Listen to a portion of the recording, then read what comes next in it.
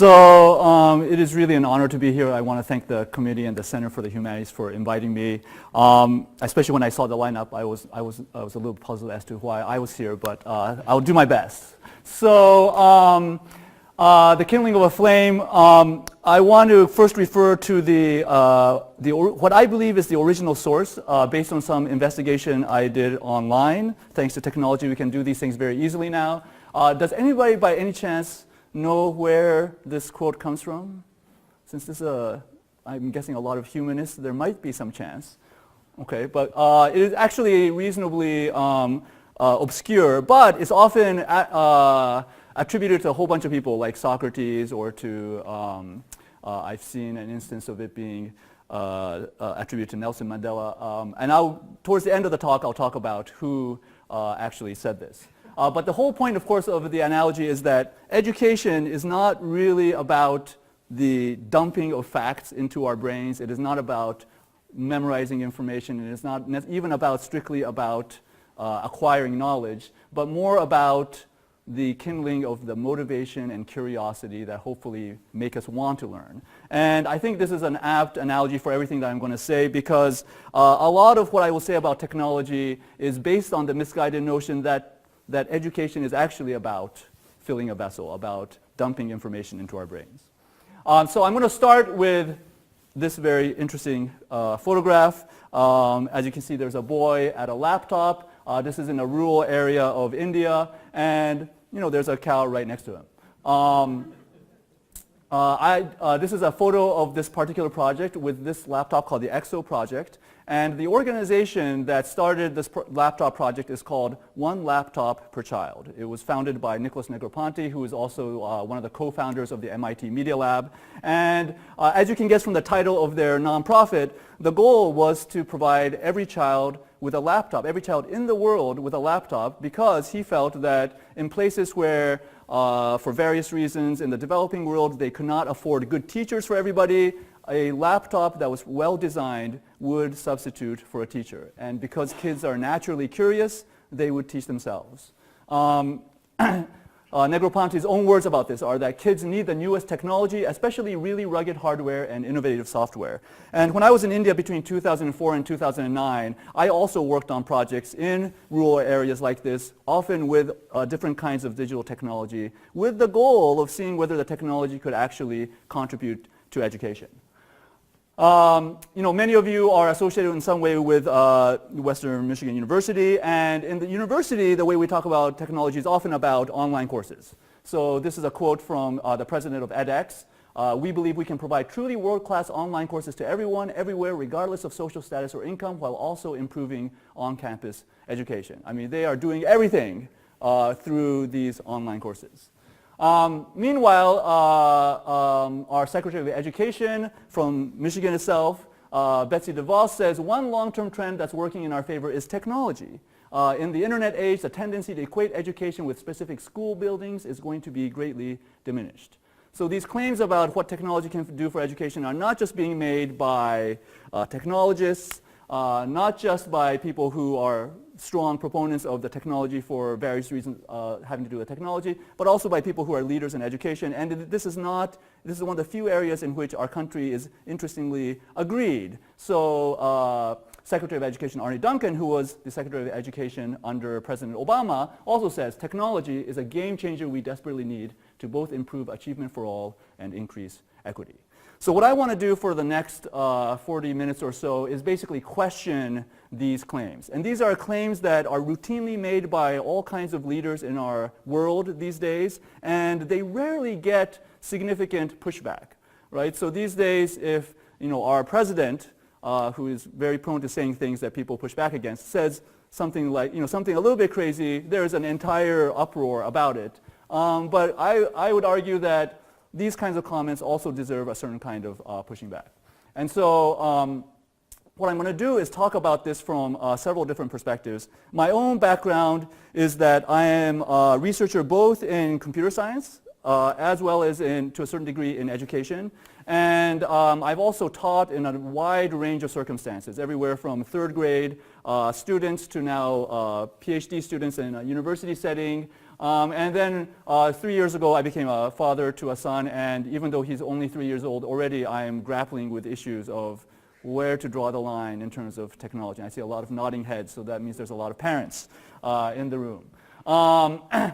And in honor of my son, I'm not going to bore you with the details of all the papers that people have written that make the points that I'm about to make. Instead, what I believe is really necessary in public discourse is the right kind of analogy to think about technology for education. And this is because the entities that are in support of more technology in education often have very well-funded marketing machines behind them. And so they're very good at pushing all of our emotional buttons so that we feel like we must have this technology in our classrooms. I'm going to suggest that there are some ways to think about technology in education that can really help to kind of inoculate ourselves against some of the more extravagant claims.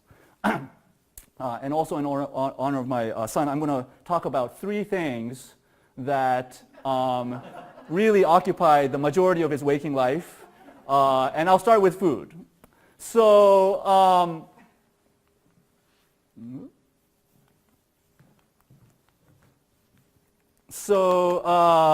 this, of course, is broccoli.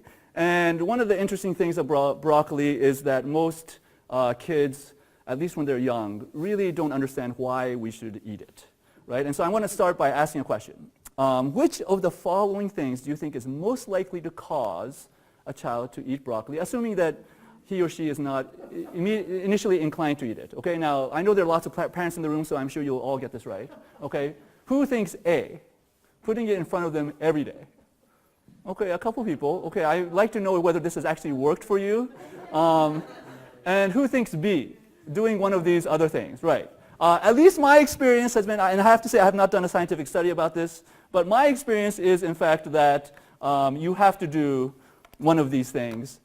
Putting it in front of them is almost a necessary condition, but it's not enough. In fact, it is very far from enough. Now, the analogy I want to begin to draw here is basically that there are some things in the world which are good for you, but which go against your immediate desires. And therefore, there's a hump that you have to clear in your mind in order to get it. Now, with children in particular, we do not expect them to clear that hump on their own. And so we provide a lot of adult guidance to help them clear it. And sometimes, when I present this question, some people say, well, why not do something more interesting, like flavoring it with sugar? So I'm going to ask a different series of questions, okay? Why is flavoring broccoli with sugar the wrong way to have your child eat more broccoli? Anybody have any ideas? Yes? Cavities. Cavities, okay, yes. So A, anybody believe in A? Some people. B, obesity is a problem. C, temporary mania. That certainly happens. D, inability to appreciate the food for its own sake. Yes, and actually I think all of these are concerns. And there are probably other reasons why you might not want to do this. And here what I'm going to suggest is that anybody who tells you that the reason why you must use technology to educate a child is because they won't otherwise do anything else is using this kind of argument, which is that the child naturally is excited by certain things that happen on a screen. And what they're suggesting is that you want to use that motivation and hopefully hitch some other thing that's happening, like education. And for the same reason that we would not want to do this with broccoli and sugar, I'm going to suggest that we should not necessarily do, for example, gamification for education, or making everything more fun and exciting through videos with education, or removing all of the hard things that you really need to do to learn certain kinds of material and getting rid of them with simpler ways of doing them. All right, one more question in this category of food. Let's suppose you are put in charge of your 7-year-old niece or nephew, and they are in front of a very sumptuous buffet with all kinds of great desserts. Okay, you're a responsible uncle or aunt. Which would you most think would be the right thing to do? Okay, anybody think A, let the child eat as much of whatever they want as possible? Okay, no hands. B? Right, absolutely. And of course the reason is because of what I mentioned earlier, which is that children have a natural tendency to do some things which are perfectly good in small quantities, but which can become problematic if you let them do it without any kind of restraint. And the restraint in this case is some kind of adult supervision. Again, you might have to go back to all kinds of begging, cajoling, bribing, but with good adult supervision, you're much, much more likely that the child is going to get a nutritious meal. They might get a little bit of dessert at the end, but they're not going to stuff themselves with sugar and then not be able to get the nutrition. And this is a relatively simple, obvious thing at a single meal, but imagine for an education, somebody has to do this for 12 years at a stretch. Somebody has to do this for 12 years. 6 to 8 hours over the day, 200 days during the year. And so it accumulates. If somebody is not there, if the supervisory adult is not there, and the child is left with all kinds of fancy technology, you'll get the equivalent of somebody who's been left at the buffet dinner every day. So the overall analogy, again, is that learning in some ways is like eating, and that what's good for us is not necessarily, in fact, often does not coincide with what is most desirable to us at any given point. And that is particularly true in education. Now, certainly children are naturally curious, and they do want to learn. In fact, you could argue that all of the things that they do are, something in them is driving them to want to learn, but they also have tendencies that are not as productive. And so the question is, do you really trust your young child with the self-control to do it? I would say even for adults it's very difficult, right? We often have goals that we set for ourselves of an educational nature, like I want to learn another foreign language, and within a couple of months it is very hard to find the 30 minutes a day that you might need to practice. And that's in the case of people with a lot of self-control. What happens with children who don't yet have that part of their brain as well developed, it can go in a bad direction. So good adult supervision is required, with or without technology, but certainly with technology. And one way to think about this is that the crux in education is not the delivery of information, but the generation of motivation. So another way I think about this is that in some ways a modern K through 12 education, and certainly into college, is a lot like climbing Mount Everest. And kids are having to do very hard mental labor on a daily basis. Now, some of it they will like, but the vast majority of it is not something that they would otherwise do. And so what a good teacher really does is generate that motivation. And sometimes they do it by force. Sometimes they do it by bribing. Sometimes they do it by coaxing. Sometimes they do it by inspiring. And the various ratios are often the things that we argue about in education. But a good teacher is the critical component, or good parental supervision. In any case, some kind of adult supervision. And I want to be clear that I'm not suggesting that in this context that digital technology is bad necessarily, just that it is cognitive. It is something that comes with this, it's like a buffet dinner. It comes with all of what could be both good and bad. And so without the supervision, children will not necessarily choose the things that are most educational. So to kind of drive this point home, when I once taught at a nonprofit organization in Seattle, in the Seattle area, that provided computer literacy classes for kids who were in the 3rd through 5th grade, particularly children who were from lower income neighborhoods, and they didn't get a lot of these programs at school. And what was really interesting was that this was an afternoon class in which the sole goal was to teach the kids computer literacy, but what I found was the single greatest obstacle to them learning the material was the computer. And so anytime I turned my back, they somehow would find these computer games, and I would do everything to remove them from the computers. At one point I shut down the internet on all these devices, and they would still find the games on their own. I ultimately ended up, speaking to some of the more experienced faculty there, and then they let me on a big secret, which was they said you should ask all the kids to close their laptops unless it is for the task that you are asking them to do, which I have now learned is what you have to do even for teaching in college. And I think it's it's one effective way to handle this. Okay, so next set of analogies. My son is in love with anything that has wheels. And so the first question I want to ask is this.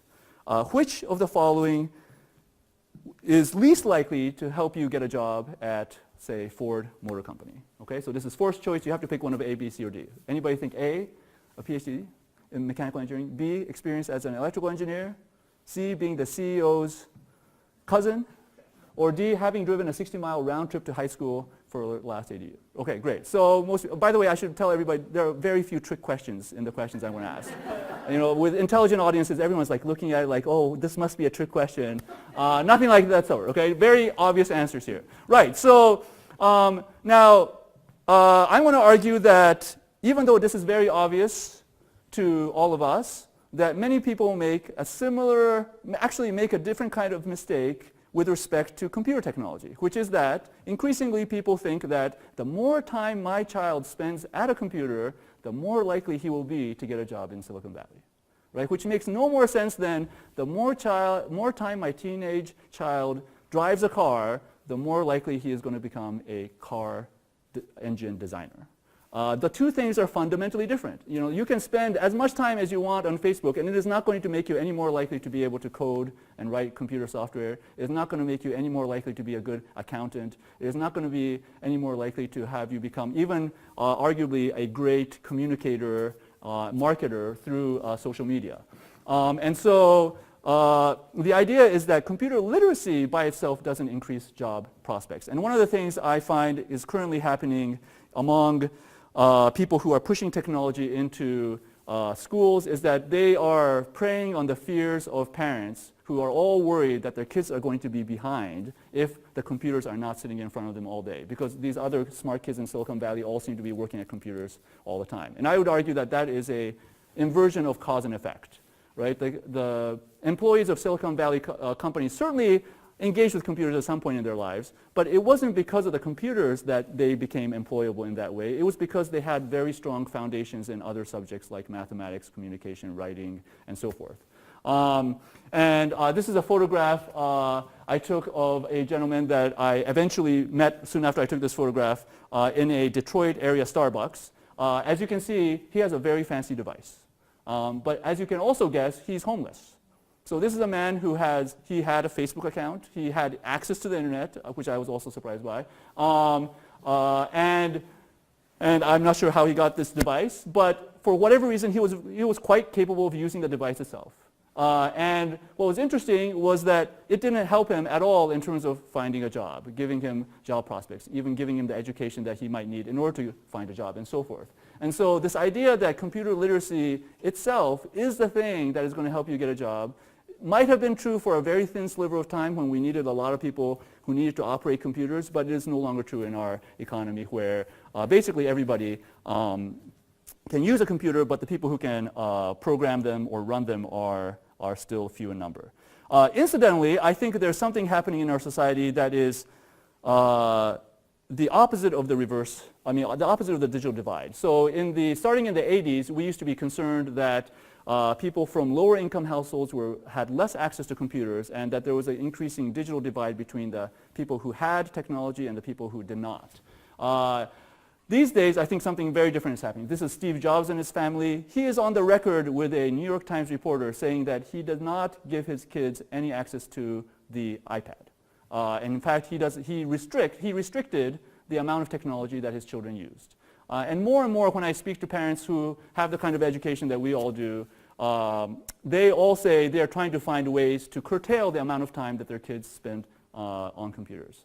Meanwhile, when I speak to parents who are from lower income communities, I often hear that they are still in the mindset that the more time their children spend with a computer, the more it's likely that they're going to end up becoming a Silicon Valley engineer. And so something's happening where the promise of the computers has been so oversold that it's spread throughout the society, and now what's happened is that a wave of research has come in that, again, better educated people are increasingly exposed to, and their response is to remove some of the technology from our lives. It has not yet caught up. And so now we're seeing a very weird problem where the digital divide in some sense is reversed.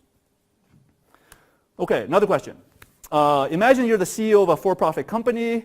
It can be an auto company, and it has a good product, but the sales force is not doing well, and you are losing money as a company. Okay? Which of the following is most likely to improve the situation?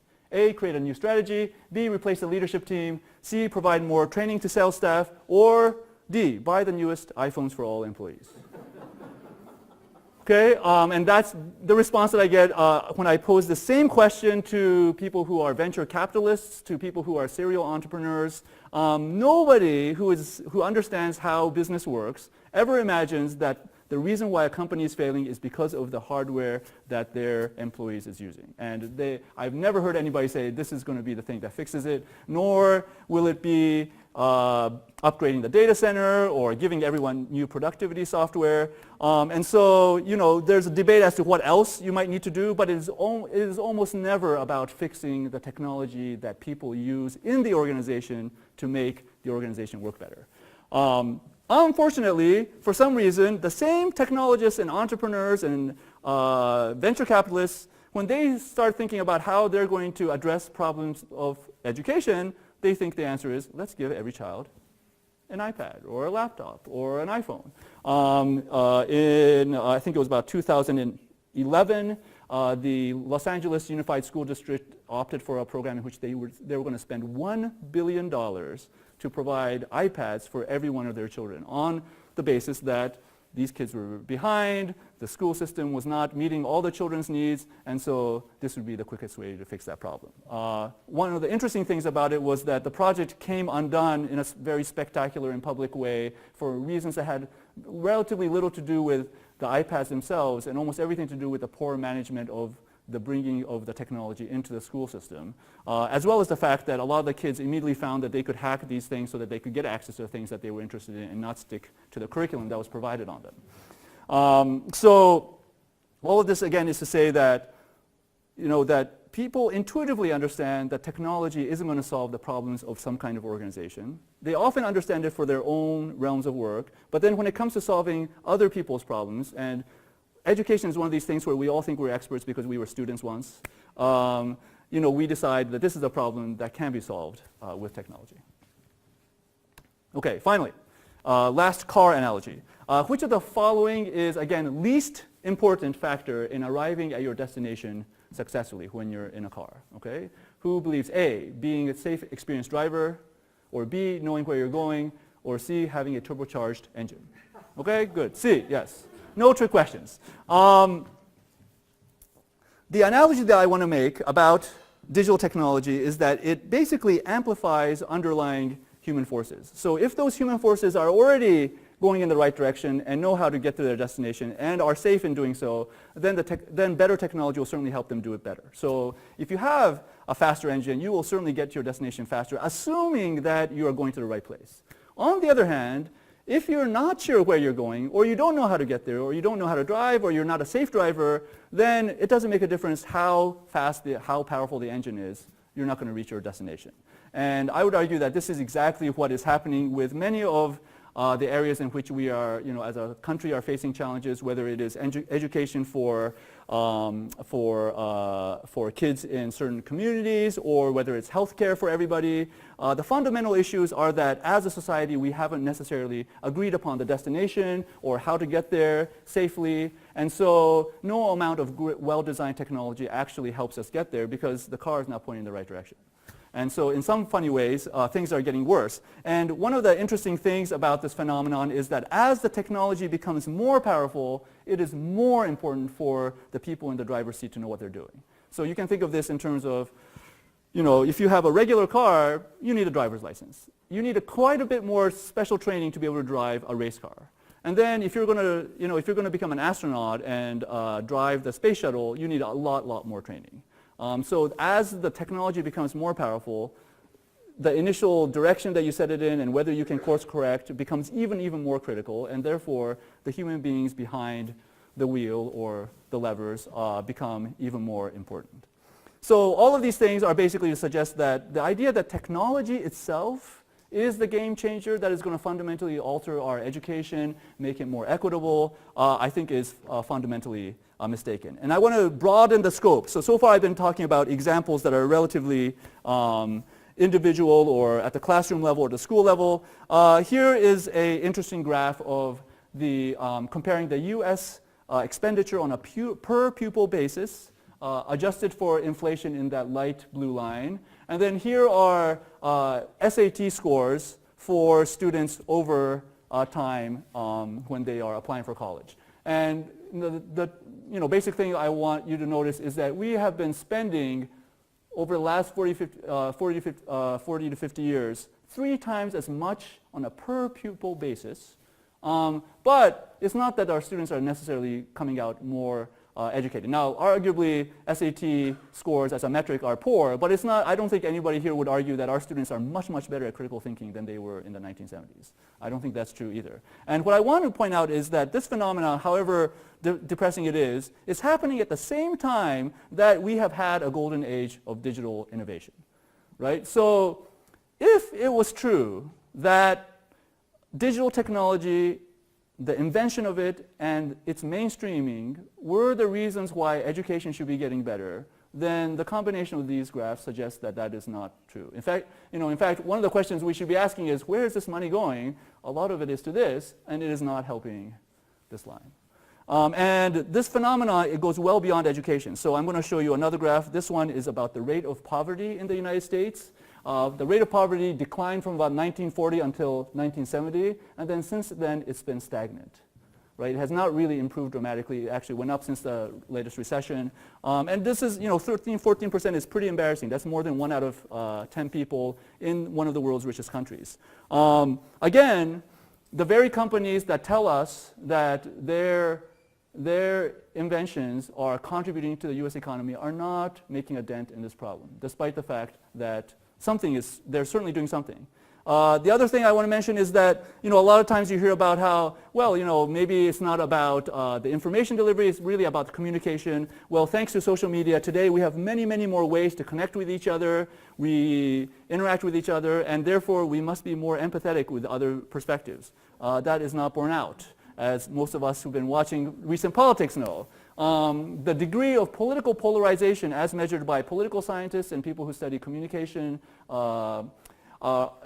seems to be increasing, and this is happening again during the same period of time when all of these technologies that supposedly are supposed to connect us and make us feel closer to each other have been coming out.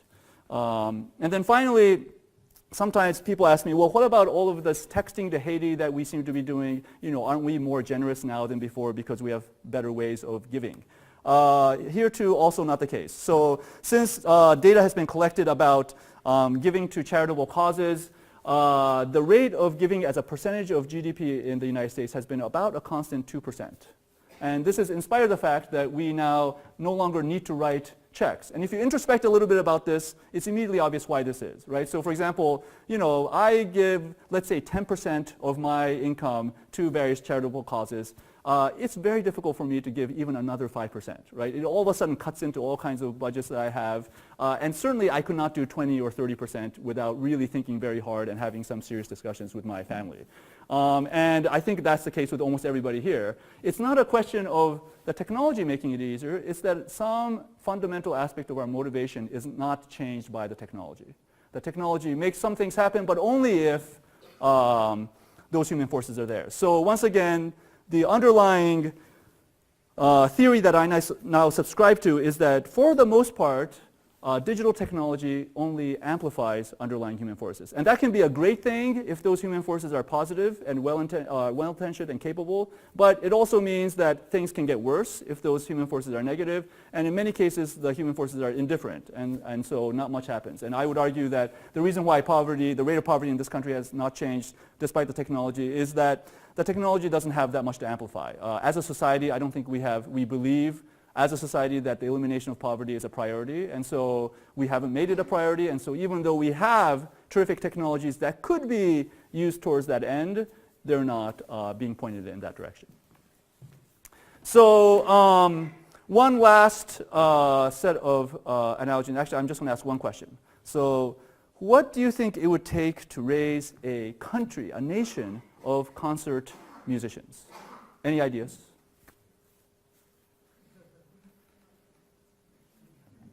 It's many things, so feel free to shout out whatever you think.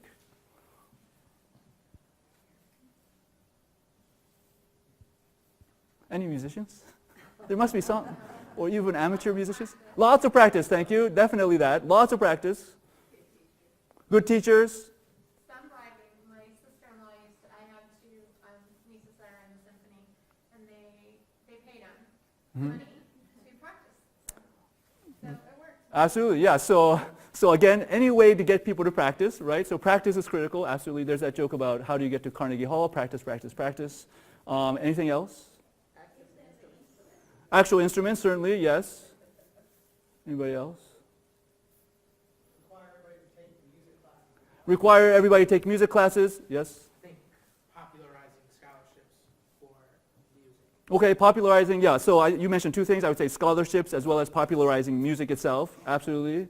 All good answers. And I would say that one of the interesting things about this question is that it is based on a real country.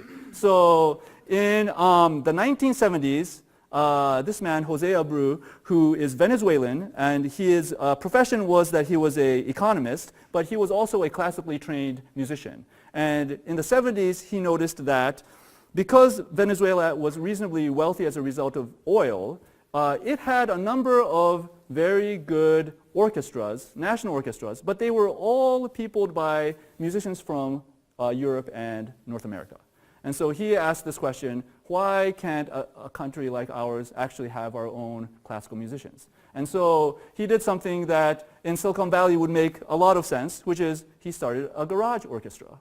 And the first day, apparently, he invited a bunch of his friends' children, many of whom had never either seen or touched a live violin in their lives. He got them instruments, and then they would practice apparently for 12 hours a day consecutively over a period of over a month. And by the end of the month, he had something like 77 people actually playing these instruments. And he would have the students who had some musical experience mentor the kids that had none. And so over time, within a year or two, apparently they were reasonably able to play music as an orchestra.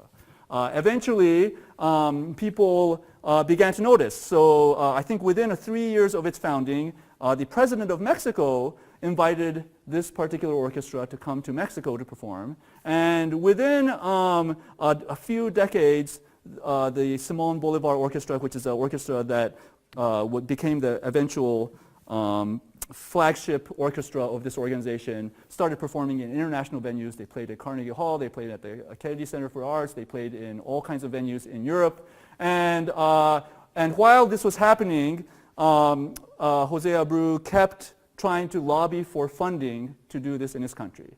And so today, what's amazing is that there are now 400,000 students enrolled in this program across Venezuela. They are at the point where the entire country believes in classical music as something that uplifts the country and something that they support. This is one of their homegrown talent performing in a barrio, a relatively lower income area of the city. And you can see there are throngs of people. And this is a classical music concert. Okay? This is not a rock concert. This is a classical music concert. Apparently, if you go into villages in Venezuela, there are farmers who have named their cows after Mozart, Beethoven, and other classical musicians. Right? So in the space of about 40 to 50 years, a relatively simple idea started by one man has become a national movement. And what is really impressive about this is that it's not just people playing badly. This man, Gustavo Dudamel, who was a product of El Sistema, is now the musical director for the Los Angeles Philharmonic Orchestra, which is one of the best orchestras in the world. And he has actually now increasingly other students of this system are holding various conducting positions and so forth around the world. So this is an incredible story. And what I want to emphasize about this was that it neither required technology, nor, if you really think about it, is musical virtuosity something that you can use technology to really dramatically speed up. Right? It might help to have some metronomes, and it might help to have CD players and MP3 players so that you can hear the music that you're going to play. It might help to have a way to record music and play it back. But in the end, it's practice, practice, practice, right? Somebody needs to put in the hours of time in order to get to a point where somebody can become a great musician. And what's more, if you want to do this at a national scale, as we probably want to do with education, it requires a kind of social movement to happen. And I would argue that that is exactly what we really need in our educational system. You have other people in this series who I think are even much better than I am to talk about this. But the point I want to hit home with this analogy is that if you think of any kind of quality education as like learning a musical instrument. And I would argue that it is exactly the same thing, right? With a musical instrument, you have to practice. Well, if you want to become an engineer, you have to practice math skills. You have to practice reading problems so that you understand what the issues are. You have to practice the mental gymnastics you need to do in order to arrive at a solution that is not immediately obvious at the beginning. And that practice is the thing that students have to layer over and over in their life. Or if you want to become a journalist or a writer, you have to practice reasonable constructions of sentences. You have to practice good grammar. You have to practice reading so that you can read for not only the content but also the structure of the writing. How do people take a turn of phrase and turn into something that makes it more compelling rhetoric? All of these things require practice, and it's not the kind of practice where you can do it for a couple hours over a week and you're going to be an expert at the other end. It's the kind of thing which, just like with learning a musical instrument, requires hours of practice over multiple years.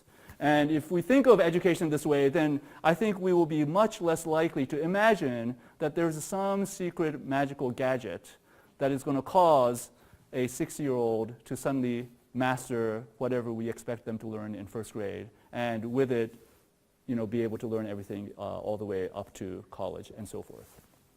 So what does this mean for technology and education? The context of these things depends a lot on who is doing the teaching, what status are the children in. I definitely believe that a lot of technological tools can be used for anybody who's self-motivated, and so that often means that in tertiary education, in university education, that you can use more technology because in theory the students are more motivated, but the general principles apply. So if you believe this theory that technology for the most part amplifies underlying human forces, then the most important thing is to get the human forces right. And in the case of education, there are multiple human forces in play: the students, the parents, the teachers, but the one I'm going to focus on primarily is whoever the adults happen to be in the room. And they have to be the ones who think of this clearly.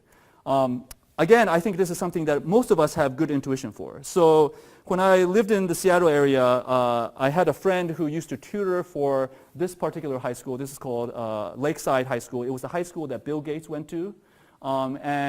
As a result, you can imagine they had a reasonable amount of technology, right? They used to have learning management systems for all the classes. Kids would email their teachers all the time. One of the kids that I met through substitute tutoring for my friend was a guy who would tweet for the sports teams. So there was all kinds of technology. But I was there as a substitute tutor, and what I discovered was these parents who are already paying astronomical tuition for their kids to go to this school, right? What do they most want when they feel their kid needs a little extra boost? They want more adult supervision, right? These kids all had laptops. They all had smartphones. They did not need more technology or fancier technology. The parents intuitively understood that if their child was not doing well in geometry, what they needed was not anything that the technology could offer, but more time with an adult that knew and understood the subject. And one of the interesting things I found was that there were a range of students that I got in tutoring. Some of the kids, I was tutoring physics and calculus, and some of the kids knew this material better than I, because it's been a long time since I last did calculus. But their parents were like, we still want somebody there to help be a sounding board and talk them through the problems. And at the other extreme, there were kids who literally did not need my help, but they needed somebody to watch them do their homework. So the parents are paying an adult supervisor to watch them do their homework. And to me, this is striking because you cannot get that online. There is not a service you can pay for where you put the child in front of a laptop and you pay $20 and you can guarantee that that child is going to do that assignment. Whereas if you have a reasonably good supervisor, you can pretty much get most kids in high school to at least put in some amount of effort towards their homework, right? And so that's the fundamental difference between a human being and a computer, which is that with the access to the internet, you have access to all of the information, certainly much more than any one human being can know. But the one thing that technology still cannot do, and this may change with future technology, but I suspect not until we have humanoid robots, is that human beings can get students motivated to actually do the mental calisthenics required to learn. So with that, let me mention a few things that I think are critical. So one thing that, as I already mentioned, sometimes it is really important that we just say no to technology. This is a photograph somebody took from the back of a university classroom, and you can see they all have their, and they're watching YouTube videos, they're on Facebook. I know for a fact that when I allow my students to use their laptops, they are shopping in class. They are certainly chatting. And then one of the things that every faculty member here has seen, if you allow laptops to be open in class, is this thing. Where they're typing to their friend on Facebook or whatever it is, and they're laughing, and it's not because you told a funny joke, it's because they're not paying attention to you. Now, it's fun to make fun of students this way, but I know for a fact that this is the same way I will be if I'm in a faculty meeting and I have my laptop open, right? I'm not listening and paying attention to what is happening. I'm typing away on emails or whatever else there might be to do. And so, as a result, this is a situation where why make it more difficult for ourselves by having to compete with this amazingly tempting, seductive device in front of students? And meanwhile, students are paying by the hour a tremendous amount of money to come to school. So I think of my job as a little bit more like a physical trainer, right? It is not just that I should be providing the information, but it's also that I need to provide a certain kind of motivation. In some cases, I have to say, look, you should not eat that brownie today. And the equivalent of that is maybe you should not open your laptop today. Again, I don't mean that you shouldn't use laptops ever. Certainly for class activities that require them, I allow their use, and I think that makes sense. The other thing that happens a lot in education is that people do a lot of hand-waving about why technology is so important.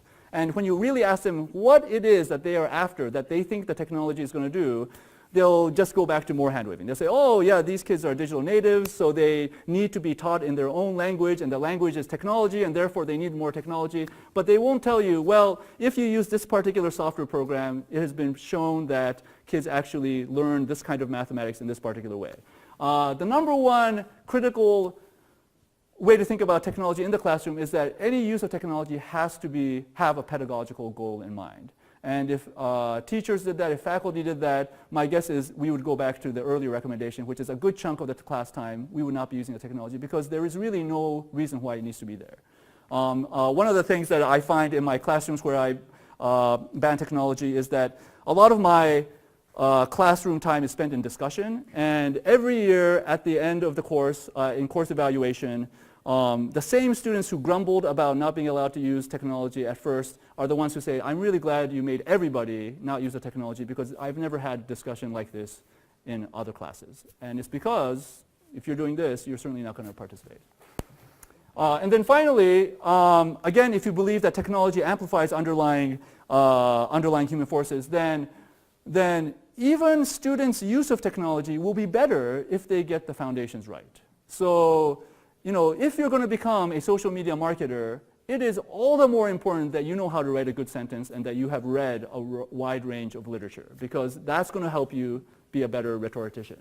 If you're going to become a computer programmer, it is all the more important that you have worked out problem sets in mathematics on paper so that you can actually do the math as opposed to expecting that the computer is going to solve your math problems, which it won't. And so, this is a classroom in Finland. Finland routinely does very well on an international test of student achievement for high school students called the Program for International Student Assessment, PISA. And one of the interesting things about the Finnish school system, there's actually quite a few interesting things, but one of the interesting things is that over the last couple of decades, they have gone a little bit less technologically interested. And so many of the classrooms look like this. There's no sign of digital gadgets anywhere. And interestingly, this system actually assigns relatively little homework outside of classes. Teachers also have a lot more say. There's less testing that is universalized, but whatever tests are given are used as a diagnostic tool for the teachers themselves. And then going back to questions of culture, the culture of Finland also supports teachers, and so they look up to teachers, whereas in the United States we like to think of them as people who have a 3-month vacation every year. And so this is, again, a phenomenon like, Venezuela's musical system, which is that as a country, they have developed a very different culture and approach to education. So back to this quote, the person who mentioned was the ancient Greek essayist Plutarch. And, I think, again, that this captures the essence of what I think is critical about education, which is that if it is about motivating students, then we do not yet have the technology anywhere on the horizon that is going to be capable of motivating students to learn, and certainly not for 12 to 16 years, several hours a day. And so human teachers and parents are still vital to education. And if you believe in the amplification thesis, it means that they're even more vital in an era in which we have so much technology at our disposal. So with that, I will close. Just to summarize, technology amplifies underlying human forces, and as a corollary, that means that it doesn't in and of itself fix dysfunctional institutions, certainly not of education. It doesn't democratize learning immediately. In fact, arguably the technology is only amplifying existing educational inequalities. Thank you.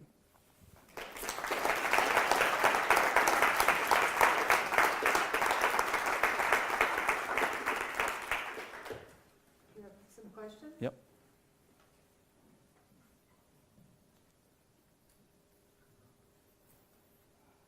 Yes. What are some things that would be in mind, maybe design-wise, maybe parent filters that would be pretty obvious to do, or is there an obvious solution?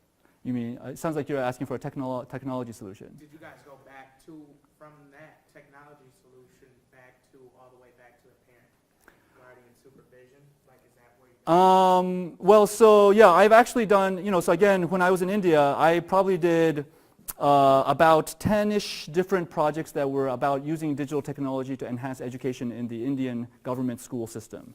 And all of them did fantastically as research projects, where we largely controlled the circumstances. But as soon as we tried to take some of these to real schools, we found that, first of all, it was often even difficult to get to the point of having a real discussion about the new technology because the schools didn't really have a lot of technology support, right? They had the machines, but there was no budget allocated to maintaining them and so on. And then in addition, they didn't have a lot of teacher training to use the technology. A lot of teachers were afraid of the technology because they saw their students running ahead of them in the use. And then on top of all of that, at least in India, there's a fairly rigid curriculum that teachers must get through during the year. And so one of the larger problems in that country is that once students are left behind, they never catch up because the curriculum just keeps marching on. And so in that context, the thing that we found was that you could have the best design technology, but in the end, whether it got used, whether it was well integrated into a larger curriculum, whether teachers knew what to do with it, whether administrations welcomed it, those were all human and political and social questions that had nothing to do with the design of the technology.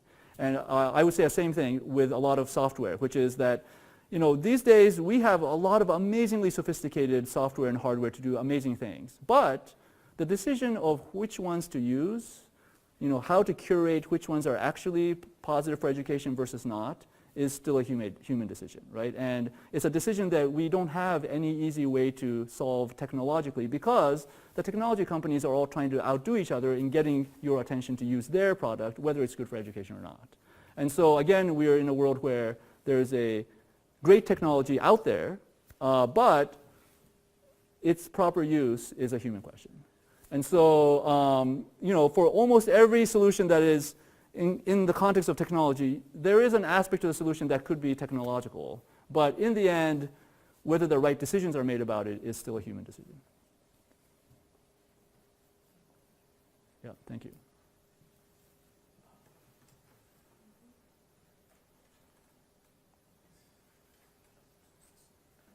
Sure, go ahead.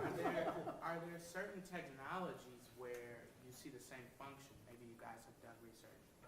Because I know for myself, when I used to get like a cell phone, because I was able to get a cell phone at a pretty young age, but only one. It took minutes as well. I know from my first cell phone technology, like I started to see like the computer's the same thing as the cell phone. The cell phone's the same thing as the computer. I couldn't even find a device that did something different. You guys see that? Meaning that they're different devices, and so... Do you guys see that there's certain programs or certain websites that are leading directly to these negative poverty aspects? Because it's... So, the most rigorous studies that have been done with, for example, distributing laptops to a random number of kids and then having a control group that doesn't get them, tend to show that kids definitely don't learn more by owning the laptops. They do spend more time on them, but they also don't seem to be particularly harmed directly by them, at least on the things that we can measure in a relatively short time frame. And so, what that suggests is that our worries that the technology is bad for the kids is still an open question. But if you look at it from the point of view of a school administrator or for policy, there's a very clear reason why if something doesn't add to the education, you obviously shouldn't spend money on it, right? Because there's many other things you could be spending on, and those things are now being crowded out by the spending on technology. Yeah, I don't know if that answers your question, but. It does very well. Okay. Because it makes me think of books, maybe like more books that could be pushed as opposed to the technology. Right. So one of the nice things about books, which is is that it's relatively hard to misuse them. Right? If I guess you could set them on fire and start a fire, but most kids, if they have a book, it's either that they're going to read it or they're not going to do anything with it. Whereas, because the digital technology is so powerful, you have many other things that you might be inclined to do that will suck your time in a way that the book never does. And so that's one reason why I think paper books remain, a good technology. And it's a technology. There's no reason, there's definitely value in the technology. Let me give Paul a chance and then go back to you. Plutarch's quote about kindling. Yeah. I'm wondering if what concerns you may have or perhaps don't have with regard to the earlier onset with very young children today, using devices of all kinds and a lot of screen time. Is that potentially something that actually makes that kindling more difficult to? No, that's a great question. So, the analogy that I have for the things that kids want to do on digital technology, especially when they're young, is that it's cognitive candy. Basically, what's happening is that it is rewarding the part of your brain that seeks stimulation, but it's rewarding it so easily in the same way that sugar rewards your taste buds so easily that you're bypassing whatever process you would otherwise have to do to learn something in a previous generation to have to get that stimulation, right? So, when I was growing up, I got like Legos and erector sets, and what was fun was not the time that it took to build everything, but the moment of completion, and you got to either destroy it or see the marble roll down the right way or something, right, like that. And that aspect is fun because it's providing you with this mental stimulation. Technology increasingly is intentionally designed to give you the stimulation right away, right? So most companies, tech companies these days, they know that they're in a competition for your attention. Not just yours, but your children as well. And so, I have friends in the tech industry whose job description is, how can we get more people to spend more time on Facebook? Or how can we get more people to spend more time playing this video game? And they're getting better and better and better at it. And so what that means is that, our kids are now being flooded with all kinds of things that are, basically giving them the easy rush of mental stimulation without any of the things that used to be educational about, play.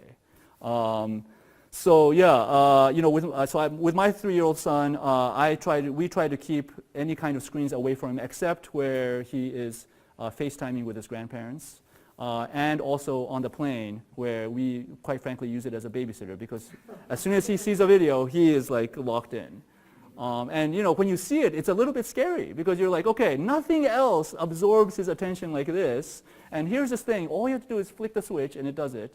I mean, I completely understand parents who use devices as a babysitter, but I think in the long term, you are depriving that child. Every hour they spend in front of that screen is 1 hour they're not engaging with the real world, and therefore 1 less hour they're learning about the real world.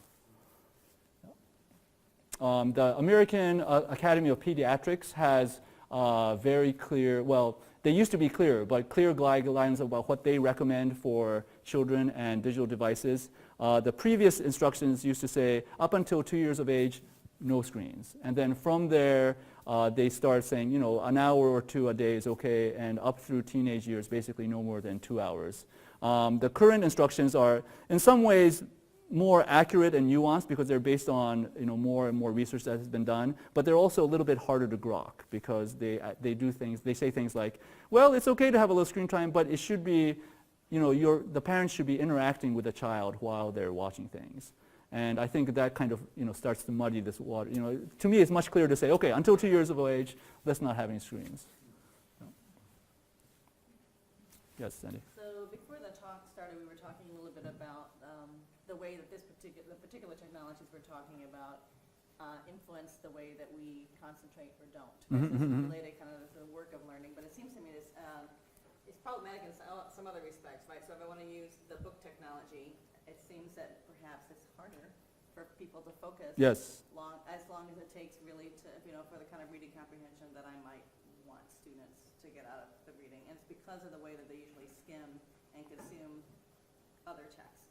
Right. Sure. Using digital technologies. Yeah, so the frustrating thing about this is that, first of all, like very rigorous research about these things is hard because the effects often only accumulate in a visible way over long periods of time. And doing research that takes long periods of time is just much harder, and our academic incentives don't necessarily align with that. But increasingly, there are suspicions that some of these things are not good, not just for students and kids, but even for adults. One of them is that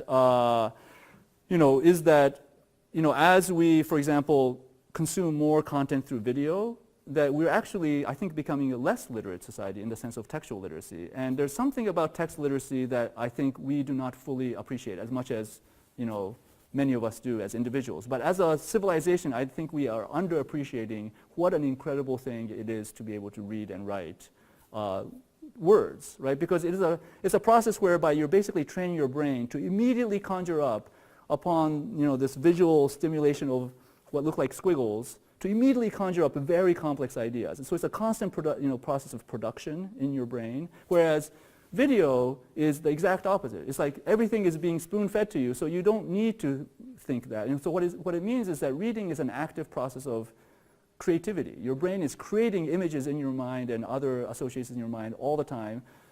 Video is exactly opposite. And so, I think, there's a great danger that we're becoming less literate as a society as there's more video and more reliance on video. One of the scary things that, I heard from one of my colleagues who studies kind of these micro generations online is that increasingly there are people who don't Google for information, they just go to YouTube and search. And if it doesn't appear as a video, they don't care. Yeah. Yes? When you say literate, what do you mean? I mean literate in the sense of you can read and process text in a fluent way. One of the interesting things about this is, so I have a colleague who is blind, and she develops tools for people who are blind and read Braille and so on. And one of the things I've learned from her that was really interesting is that you might think that for a blind person, a technology that can, like for example, you could take your smart phone and scan a room and it will tell you everything about what's in the room would be fantastic, right? And I think certainly that would be great. But if the tool becomes so capable that it completely obviates the need for the person to learn Braille, then what happens is that that person actually doesn't have literacy. And in the community of people who study Braille and who work with blind people, there's actually a reasonably well understood phenomenon that people who can read Braille usually become employable. People who can't read Braille, for whatever reason, don't have the mental training that is required to take on knowledge work. And so, again, I think this is a situation where, as a civilization, we don't fully understand the value of text literacy and everything that it does for us. Yeah. Yes? Are there any studies on an increase in multitasking? Is the brain more capable? Yeah, that's a... Where I have students, they can watch That a is, video, they can... that is a great question, and in fact, there is a terrific study. I think this is, because it's still one study, I think more research needs to be done, but this one study is done by a very well-known communications studies researcher, Clifford Nassy, passed away a few years ago. But he did a study that was the following. He wanted to understand, first of all, whether routine multitaskers were in fact better at multitasking than people who were not routine multitaskers, and he found that they were not, right? So people who are not routine multitaskers were actually better at completing multiple tasks simultaneously than people who are routine multitaskers, right? So this is a weird situation in which quote-unquote practice makes you worse at that thing that you're practicing. I think the psychological underpinnings for why that is are still largely unknown, but his group theorized that what was happening is that routine multitaskers stop being able to distinguish between what is worth paying attention to and what is not worth paying attention to. So all stimulation is equally interesting to them, and they just flip between modes, and so they can't prioritize, and therefore they can't actually complete the tasks in a reasonable way. Where people who are not routine multitaskers and therefore presumably are better able to focus on one thing at a time can quickly change focus, get that task done, and move on to the next one. So yes, there is research in there, and this is a hot topic nowadays because it's obviously an issue that concerns everybody. And so my guess is over the next 5 to 10 years we'll see more and more research. And I have a feeling his original findings will stand. Yeah. Sure, yes, let's go. You're in a room with a lot of people who were or are teachers. So it's reassuring to hear that the caring, skillful adult supervisor is necessary to the process. Which parts of the caring, skillful supervisor are worthy of investment, and which parts of those may be needing cultural change? That's an interesting question. So my own primary focus is not as an education researcher. So I'm not, I can't speak to these things based on what research and education really understands. But the reason why we're this caring and skillful is I think if you have that combination, you can bootstrap to better and better teaching, right? If you're caring, then you will by nature want to become a better teacher for the sake of your students. And if you're skillful at it, you'll find ways to keep adding to your, to your skills. Do you have a particular example of what you're thinking about in terms of what aspects are worthy of more emphasis or not? So one of the things I think that is really interesting about good teaching is that it is really hard to turn into a formula, right? In fact, that is exactly the reason why we can't get computers to do it. And why it's so difficult to turn into a formula is that I think it's the same as with parenting. So I found when I became a parent that basically parenting is a series of infinitesimal small decisions you have to make every moment, every day about whether you should allow your child to have this piece of candy today or tomorrow or maybe never, or should he be allowed to stay up another 3 minutes when he asks for reading another book, or when should I not step in to help him when he falls, and when should I step in to help him, and all these tiny little decisions. And I don't think modern psychology or education or sociology has caught up to the fact that there are a class of quote unquote good parents who make those decisions amazingly well on a reasonably consistent basis. And then there are parents who consistently are unable to make the right decision in those cases. And I don't think we even have the vocabulary for understanding what this difference is.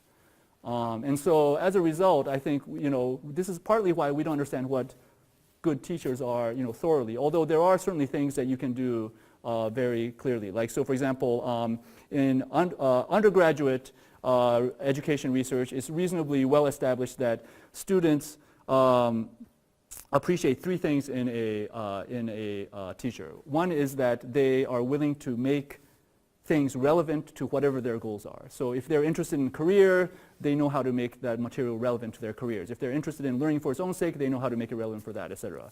The other is that they show in a very demonstrable ways that they actually care about their students.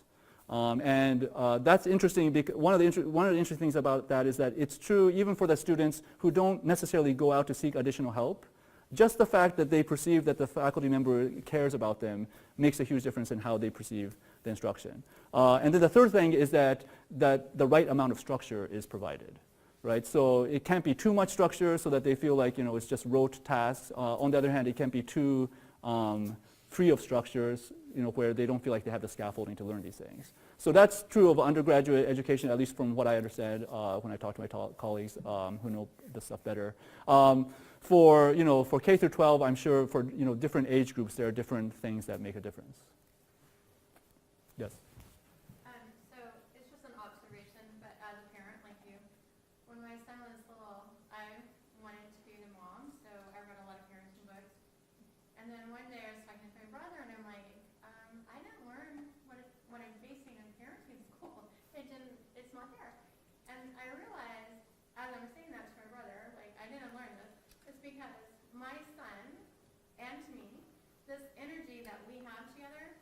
it's never existed on the planet before. So no matter how many parenting books are out there, nobody has written a book about the way we connect, the way we exchange, the way we communicate and relate. Right. And I feel like it's the same for teaching. There's all these great theories and ideas, and it's wonderful. But you have to, those students that are in my classroom today, they've never connected with me before. So nobody can write a book about how we're going to connect, how we're going to exchange, how we're going to appreciate each other, how we're going to actually learn from each other, how we're going to grow each other.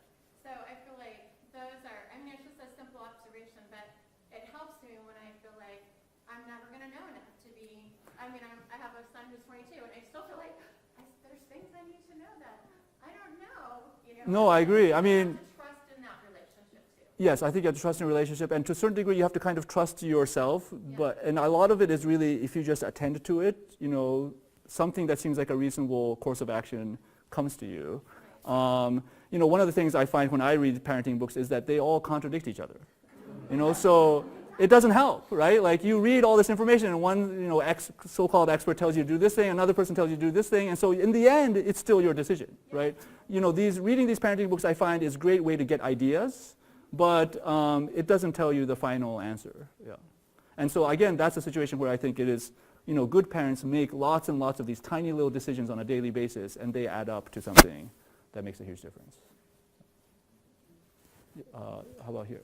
Could you speak to technology as adult learners? Technology for adult learners. So the basic principle that technology amplifies underlying human forces applies. So if you're an adult and you're the kind of person who's very self-motivated and when you were in school you actually liked reading textbooks, my guess is you are the kind of person who goes on these online courses and happily goes through hours of video and does the exercises and so on. On the other hand, if you were, let's say, you dropped out of high school because you felt that class was boring and that there was no point in doing the homework, my guess is the technology is not going to help you overcome those motivational challenges. So with adult learners, I think it's pretty much the same, but there's more variation in some sense in adults simply because they've had many more years to accumulate whatever influences in their life. And again, I think this is one of the reasons why teaching is very difficult to make one size fits all, because people come from so many different backgrounds that, again, you have to make lots of microscopic decisions for each individual. Well, thank you. Thank you. Thank you again.